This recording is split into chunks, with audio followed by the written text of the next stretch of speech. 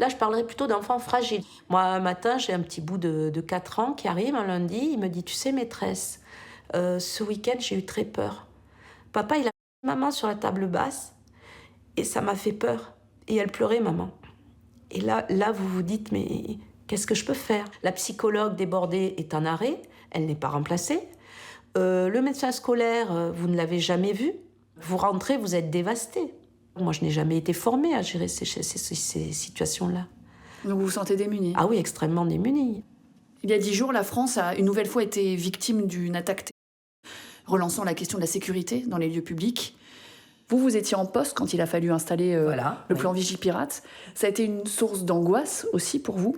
Ah oui, ça a été une source d'angoisse parce que moi, j'avais une date butoir pour rédiger un plan de mise en sécurité. Dans n'importe quelle entreprise, c'est sous-traité à des bureaux d'audit spécialisés, hein. Donc là, moi, j'ai fait mon plan de mise en sécurité toute seule. J'ai des amis policiers à qui j'ai demandé conseil, qui sont venus. Évidemment, dans une école entièrement vitrée, de construction récente, j'aime autant vous dire que trouver des lieux sécurs, n'était pas possible. Une balle de canon, pour l'arrêter, il faut des murs porteurs de 30 cm de béton.